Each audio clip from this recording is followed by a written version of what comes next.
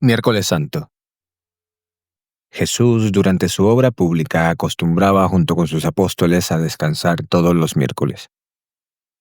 El miércoles 5 de abril del año 30 sería el último día en el cual Jesús de Nazaret disfrutaría de una jornada de reposo. A continuación, te narraré lo que dice el libro de Orantia acerca de este miércoles, previo a todos los acontecimientos que se empezarían a desencadenar. El miércoles, día de descanso. Cuando la tarea de enseñar al pueblo no les apremiaba, Jesús y sus apóstoles tenían la costumbre de descansar de sus trabajos todos los miércoles. Este miércoles en particular tomaron el desayuno un poco más tarde que de costumbre, y el campamento estaba impregnado de un silencio de mal agüero. Se dijeron muy pocas palabras durante la primera mitad de esta comida matutina. Por fin, Jesús habló. «Deseo que descanséis hoy. Dedicad tiempo para reflexionar sobre todo lo que ha sucedido desde que llegamos a Jerusalén, y para meditar en lo que se avecina, de todo lo cual os he informado claramente. Aseguraos de que la verdad permanece en vuestra vida, y de que crecéis diariamente en la gracia». Después del desayuno, el maestro informó a Andrés que tenía la intención de ausentarse durante todo el día, y sugirió que se autorizara a los apóstoles para que pasaran el tiempo según sus propios deseos, excepto que no debían, en ninguna circunstancia, atravesar las puertas de Jerusalén. Cuando Jesús se preparó para partir solo hacia las colinas, David Zebedeo se acercó diciendo: «Maestro, sabes bien que los fariseos y los dirigentes intentan destruirte, y sin embargo te preparas para salir solo hacia las colinas. Eso es una locura. Por ello enviaré a 3 hombres contigo, bien preparados para que vigilen que no te suceda nada malo». Jesús miró a los 3 galileos robustos y bien armados y dijo a David: «Tu intención es buena, pero te equivocas en el sentido de que no logras comprender que el Hijo del Hombre no necesita a nadie que lo defienda. Nadie me pondrá la mano encima hasta el momento en que esté preparado para abandonar mi vida de acuerdo con la voluntad de mi Padre. Estos hombres no pueden acompañarme. Deseo ir solo para poder comulgar con el Padre». Al escuchar estas palabras, David y sus guardianes armados se retiraron. Pero mientras Jesús partía solo, Juan Marcos se adelantó con una pequeña cesta que contenía alimentos y agua, y sugirió que si Jesús tenía la intención de estar fuera todo el día, podría tener hambre. El maestro le sonrió a Juan y bajó la mano para coger la cesta. Cuando Jesús estaba a punto de coger la cesta del almuerzo de las manos de Juan, el joven se aventuró a decir: «Pero, maestro, quizás dejes la cesta en el suelo mientras te alejas para orar y te vayas sin ella. Además, si te acompaño para llevar el almuerzo, estarás más libre para adorar. Y permaneceré callado con toda seguridad. No haré ninguna pregunta y me quedaré con la cesta cuando te apartes para orar a solas». Mientras daba este discurso, cuya temeridad sorprendió a algunos oyentes que se encontraban cerca, Juan tuvo la audacia de retener la cesta. Allí estaban los 2, Juan y Jesús, agarrados a la cesta. Enseguida el maestro la soltó, bajó la mirada hacia el muchacho y le dijo: «Puesto que anhelas acompañarme con todo tu corazón, no te será negado. Nos marcharemos juntos y tendremos una buena conversación. Podrás hacerme todas las preguntas que surjan en tu corazón, y nos confortaremos y nos consolaremos mutuamente. Puedes empezar llevando el almuerzo, y cuando te canses te ayudaré. Sígueme, pues». Aquella noche Jesús no regresó al campamento hasta después de la puesta de sol. El maestro pasó este último día de tranquilidad en la tierra charlando con este joven hambriento de verdad y hablando con su padre paradisiaco. Este acontecimiento se conoce en las alturas como el día que un joven pasó con Dios en las colinas. Este suceso ejemplifica para siempre la buena voluntad del Creador para fraternizar con las criaturas.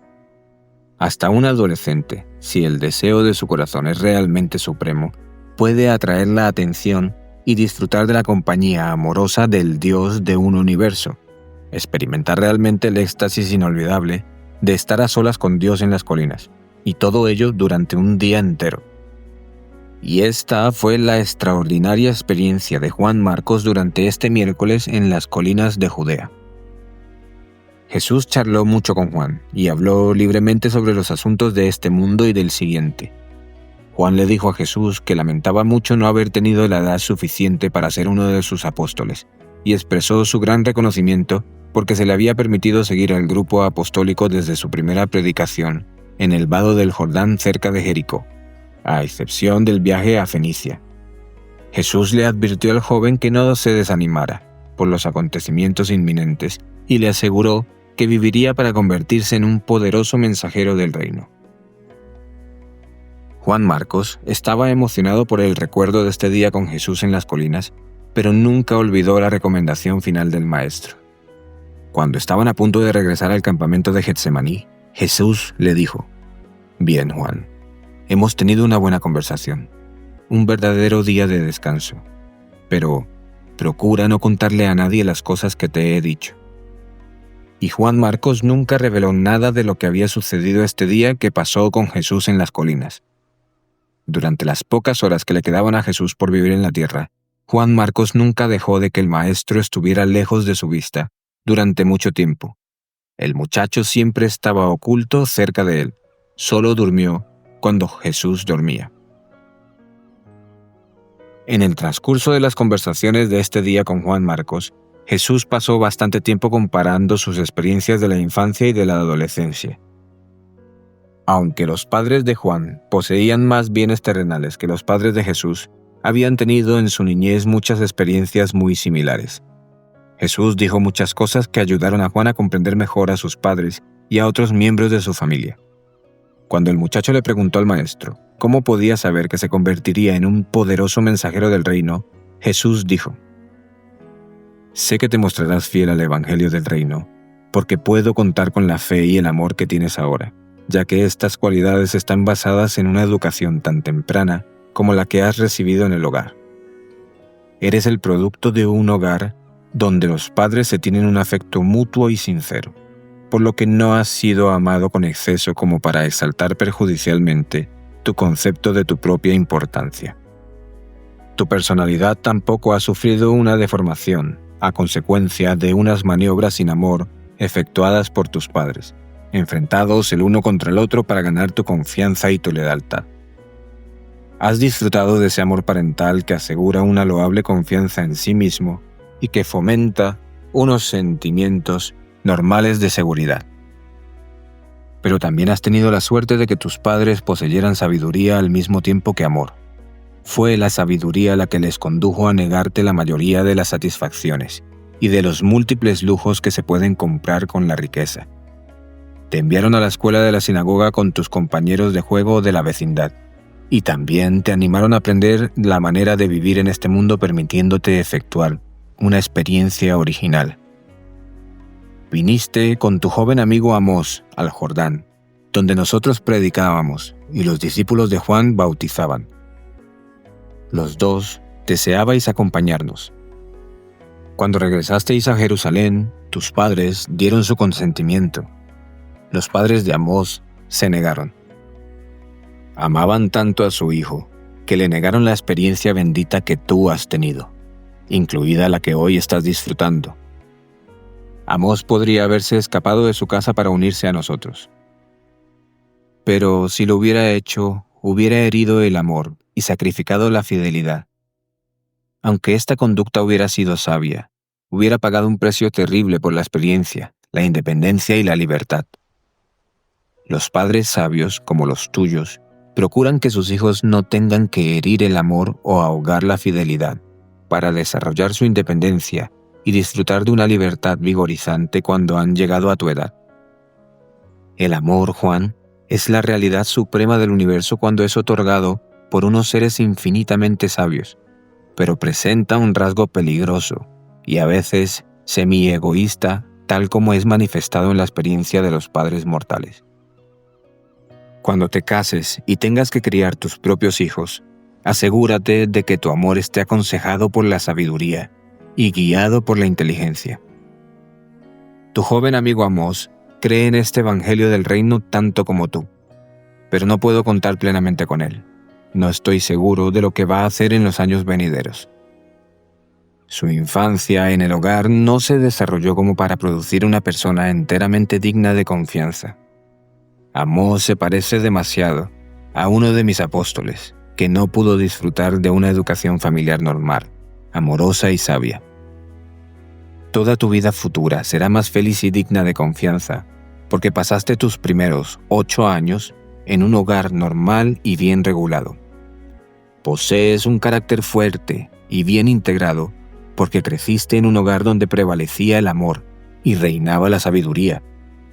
Este tipo de formación durante la infancia produce un tipo de fidelidad que me asegura que continuarás en el camino que has empezado. Durante más de 1 hora, Jesús y Juan continuaron esta conversación sobre la vida familiar. El maestro siguió explicándole a Juan que un niño depende totalmente de sus padres y de la vida asociada en el hogar para formarse sus primeros conceptos sobre todas las cosas intelectuales, sociales, morales e incluso espirituales, puesto que la familia representa para el niño pequeño todo lo que puede conocer al principio sobre las relaciones humanas o divinas. El niño debe obtener, de los cuidados de su madre, sus primeras impresiones sobre el universo. Depende totalmente de su padre terrenal para sus primeras ideas sobre el Padre celestial. La vida mental y emocional de los primeros años, condicionada por estas relaciones sociales y espirituales del hogar, determina si la vida posterior del niño será feliz o infeliz, fácil o difícil. Toda la vida de un ser humano está enormemente influida por lo que sucede durante los primeros años de la existencia. Mientras Jesús pasaba esta jornada en compañía de Juan Marcos, otro personaje bastante importante en todos los acontecimientos que iban a suceder a continuación, estaba realizando sus obras. Judas y los jefes de los sacerdotes. Poco después de que Jesús y Juan Marcos dejaran el campamento, Judas Iscariote desapareció del grupo de sus hermanos y no regresó hasta el final de la tarde.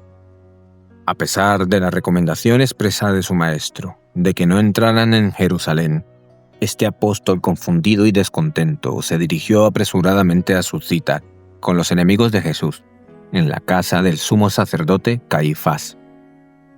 Se trataba de una reunión informal del Sanedrín, fijada para poco después de las 10 de aquella mañana. Esta reunión se había convocado para discutir la naturaleza de las acusaciones que se iban a presentar contra Jesús y decidir el procedimiento a seguir para llevarlo ante las autoridades romanas a fin de conseguir la confirmación civil necesaria para la sentencia de muerte que ya habían decretado.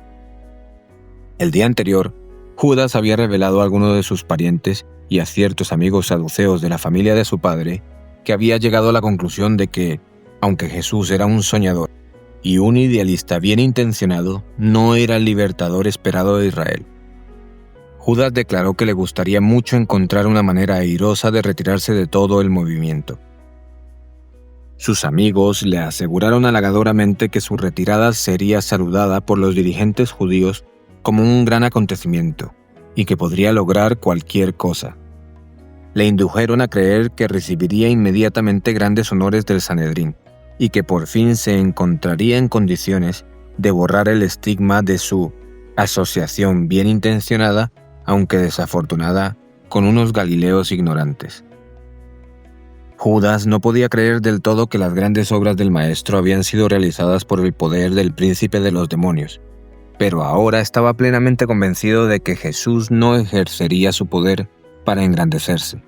Al final se había convencido de que Jesús se dejaría destruir por los dirigentes judíos, y no podía soportar la idea humillante de ser identificado con un movimiento condenado al fracaso. Se negaba a considerar la idea de un fracaso aparente.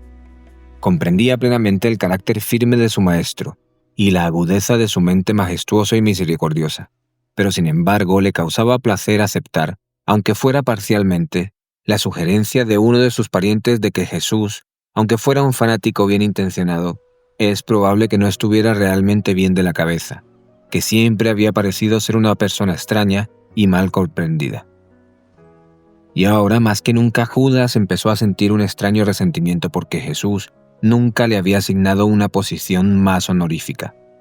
Durante todo este tiempo había apreciado el honor de ser el tesorero apostólico, pero ahora empezaba a sentir que no era apreciado, que sus capacidades no eran reconocidas.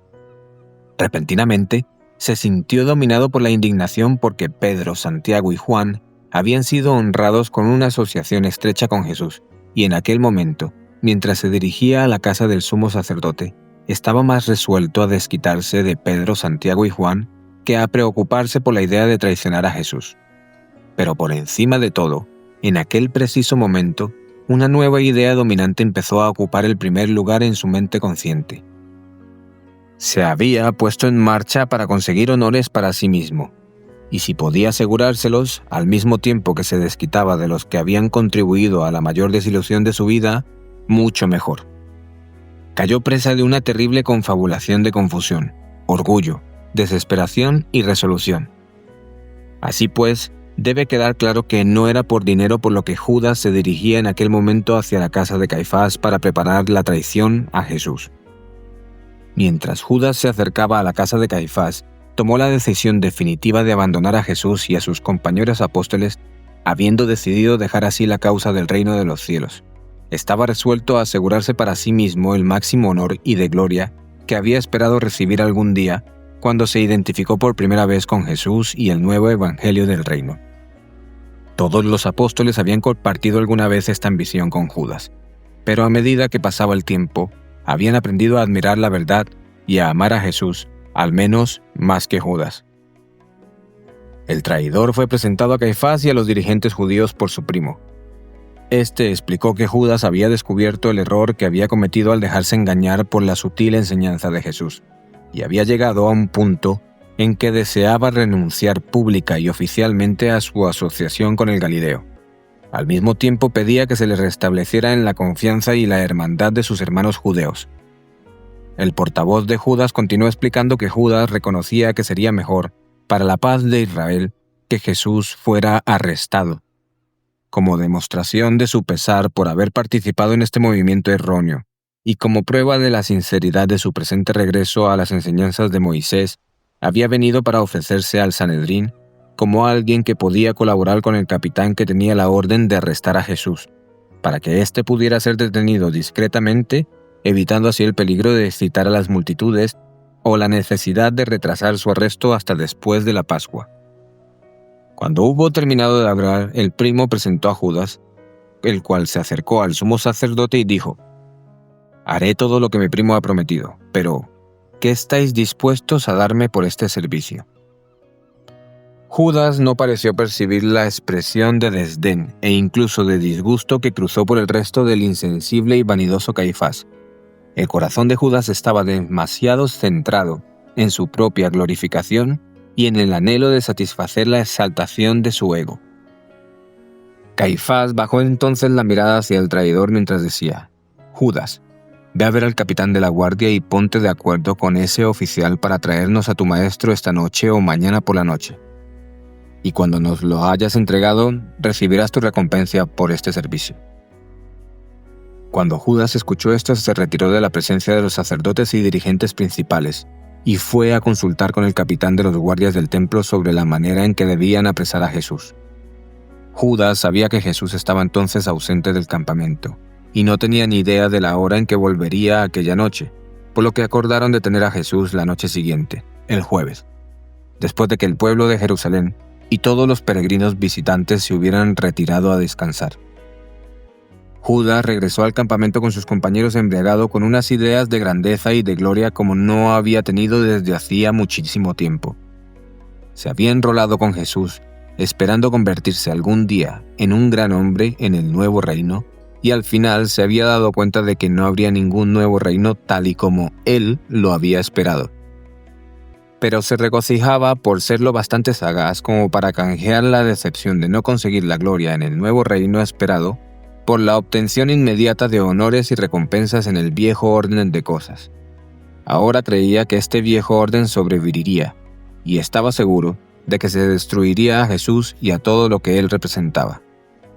En el móvil final de su intención consciente, la traición de Judas a Jesús fue el acto cobarde de un desertor egoísta cuya única preocupación era su propia seguridad y su glorificación, cualquiera que fueran los resultados de su conducta para su maestro y sus antiguos compañeros. Pero siempre había sido así. Hacía mucho tiempo que Judas alimentaba esta conciencia deliberada, persistente, egoísta y vengativa de construir progresivamente en su mente y de albergar en su corazón estos deseos odiosos y malvados de venganza y de deslealtad.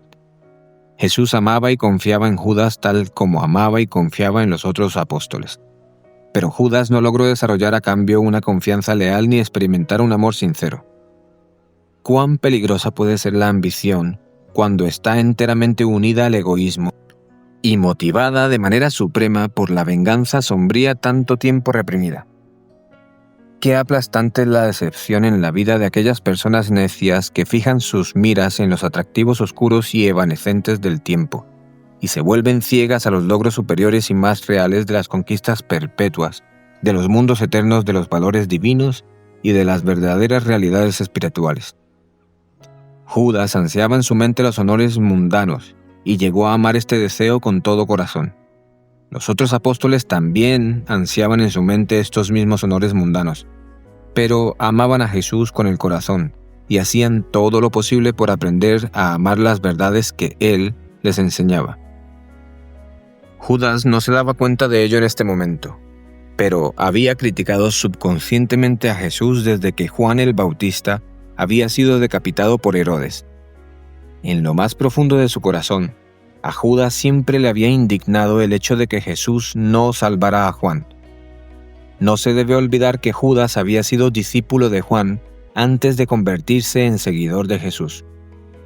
Toda esta acumulación de resentimiento humano y de amarga decepción que Judas había conservado en su alma con atuendos de odio, se encontraba ahora bien organizada en su mente subconsciente, lista para brotar y sumergirlo en cuanto se atreviera a separarse de la influencia protectora de sus hermanos, exponiéndose al mismo tiempo a las hábiles insinuaciones y a las burlas sutiles de los enemigos de Jesús.